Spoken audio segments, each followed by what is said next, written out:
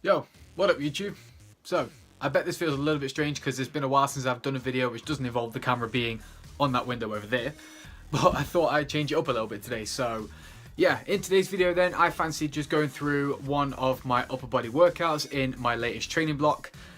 Seeing as I'm riddled with my knee injury at the moment, the only thing worthwhile even recording is my upper body session. So I thought I'd just go through a quick bit of a commentary, record my workout, show you guys what I'm actually doing in my upper body workouts, what I'm working towards and things like that. So anyway, we are going to jump in. I'm going to jump straight into the commentary in the next clip with the entire workout ahead of it as well. And then afterwards, I'm going to explain a little bit more in detail about how I'm actually going about my goals with this training block and something that you can actually take away from this video as well. So anyway, without further ado, let's get cracking. Yo, what's up guys? Welcome to the commentary. So, first thing I want to point out then is the objectives of this training block. Now, obviously in my previous training blocks, I have been like quite well balanced in terms of all the lifts. So with bench press, OHP, squat and deadlift. But this time it's changed a little bit. So my OHP progressed very well in my last training block. So in this training block, I figured that I would focus more so on my bench press. Not gonna lie, I am definitely part of the Poverty Bench gang. I am definitely like the senior vice president or whatever. There's no getting away from it. My bench press has always sucked compared to every other lift. So this is the one that I really want to focus on. And so the main objective of this training block is that I'm actually training bench twice a week with different variations to help specifically improve my bench press. So what you're seeing here is the first variation of bench press that I do in my training block, which is the pause hold at the bottom of each rep, and I'm doing 5 sets of 3 here. So one thing I definitely struggled with on the bench press is, you know, being able to hold the contraction in the bottom of the lift and being able to stabilize my body. And then the second thing that I actually struggled with quite a lot was being able to explode up and out of the hole to complete the rep. I always found that as I lowered the bar, I'd always like move around a little bit, I'd lose a little bit of momentum, and therefore I want to be able to complete the rep. So something I'm specifically working on here is working on the weak point, which is of course being able to hold the contraction in the bottom of the rep. So that's what I'm doing here with the 3-second pauses. So I let the bar come down to my chest, let it rest there for 3 seconds, and then I work on the explosive force up and out of the rep to get out of the hole. But I'm actually working really well with this. It's progressing really well. The first set I was working with 72.5 or 75 kilo, and then the final set I was on about 82.5. So that's progressing really well. Second movement here, of course, is a dumbbell shoulder press movement. I've not done this exercise in God knows how long because I've just been so focused with increasing my OHP. But obviously now with bench press taking over, I still need an assistant shoulder press movement. So now I've moved on to dumbbell shoulder press movements here. So I'm doing about 4 sets of 8 here. Next movement, we are looking at neutral grip pull-ups with pure body weight. I haven't actually done any body weight movements in God knows how long. So this is just a nice change. It's a different type of stimulus for my lats and also helps on my grip strength as well. So I'm really happy to have this movement in here. Next movement here is of course a cable row movement. What you'll see here is that I'm using a slightly inverted grip, which I feel helps me to get a better contraction on my back. And you'll also see that I do like a 2-second contraction hold at the back. I haven't really got enough time to explain this one. I'll probably do it in another video. But basically I do this because what you'll find is with back movements, the contraction or the concentric phase goes against gravity, so therefore it's harder to hold a contraction, which is why I do the 2-second pauses. But I'll probably explain this another time in another video because it is quite sciencey, I'm not going to lie. Next movement you'll see is a rear delt fly. Again, this is more of like an accessory movement, and this one here mainly is because I've always had like quite well-rounded shoulders, and this comes from years and years of just sitting forward playing PlayStation as a teenager. So I've had to kind of undo all of that damage in my recent training. So obviously with the fact I'm bench pressing twice a week as well, this is just here of course to help me reset my shoulder blades and keep them in a neutral position. And then the final movement of my workout today is a tricep dip movement. Again, this is one of my favorite exercises to help build the strength in my triceps.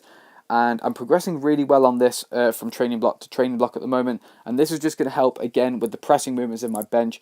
So what you'll find is that a lot of this workout is actually designed to help specifically improve my bench press. But anyway, I'm going to finish the commentary up here. I'll see you guys in the next clip. Yo, what's up guys? So I've just finished up my upper body session for today, and that was a really sick session. Like, again, I've just found that I managed to PB on bench once again on this variation, and I'm like, literally, I'm super happy about that. Like, I've obviously mentioned it earlier on, but you know, my bench press is so fucking weak compared to the rest of my lifts, and obviously considering at the moment the only like big lift that I can actually focus on is bench, I'm really glad that it's progressing as well as I hoped it would do, you know, while this is the only thing that I can focus on. So I mean, obviously I've had a poverty bench for so fucking long now anyway, so but just being able to watch that lift progress every single week, I'm really happy about that. So yeah, that went really well. I've managed to pretty much smash the logbook on every other exercise as well. Even on my bodyweight pull-ups, I've managed to complete a few more reps on each set compared to before. So literally, I could not be happier with how that's gone. So, but anyway, I've just finished. I need to grab some food. I'm gonna head home, and I'll see you guys in the next clip. Yo, what's up guys? So to finish off this video then, I want to talk about something that I kind of briefly mentioned earlier on in this video, like earlier on in the commentary, which was, you know, obviously I'm not going to get away from the fact that my bench press absolutely sucks. But what I'm actually trying to do in this training block is specifically improve my bench press by doing a number of like variations for bench press to help with the weak links. Now, what this refers to is something that, you know, I very much believe in with my own training. It's something that I do with, you know, my own analysis of my own training and stuff, but it's also stuff that I do with my clients. And, you know, that is, you know, if you are struggling with a certain exercise, whether it be like a major compound lift or whether it's, you know, struggling to feel an exercise in general, even if it's an isolation movement, the idea of, you know, taking that specific lift or that specific exercise, reverse engineering the process and finding the weak link in the chain. Now, when it comes to compound lifts and stuff, you know, they are incredibly complex exercises. You know, they involve, you know, different movement patterns, they involve several different muscle groups and stuff like that. So, you know, the more practice you put into these lifts, obviously the better and more efficient you're going to become at, you know, switching on the right muscles, you know, engaging the right muscles at the right time and things like that. But occasionally you'll find that, you know, if you've not been like learning the exercise correctly over time, you know, if you have been, say for example with squats, if you've been squatting with really shit form for years, it's going to take you a long time to kind of like forget about that movement pattern and actually like ingrain the right movement patterns, if you get what I mean. I'm going off a little bit of a tangent here, but I'll try and refocus. So the whole point is, you know, if you're struggling with a certain lift and you want to get better at it in terms of being more efficient with moving a load, or if you want to get a better response out of that movement to create some form of growth, then what you want to do is you kind of want to take apart that lift, reverse engineer the lift from, you know, the concentric phase to the eccentric phase to the point in which that you're holding tension the most. Take apart the rep, find out where you're actually going wrong, and then you specifically do things in terms of like variations of that exercise to actually improve on those weak links. So let's take my bench press for example, right? So something I mentioned obviously briefly earlier on, but with my bench press, you know, I have a really hard time of being able to actually stabilize the weight at the bottom of the rep and being able to explode up and out of the hole. Now, with that bearing in mind, if you actually look at the two bench presses that I've got in my training program, they specifically work on those two weak links. They work on the fact that I can't really control the weight on the eccentric portion. So I've got the Spoto press in there, which specifically helps me to actually handle more load on my chest in the concentric phase at a slower pace of a rep. And obviously I'm having to hold it a little bit above my chest as well to keep it in that concentric phase.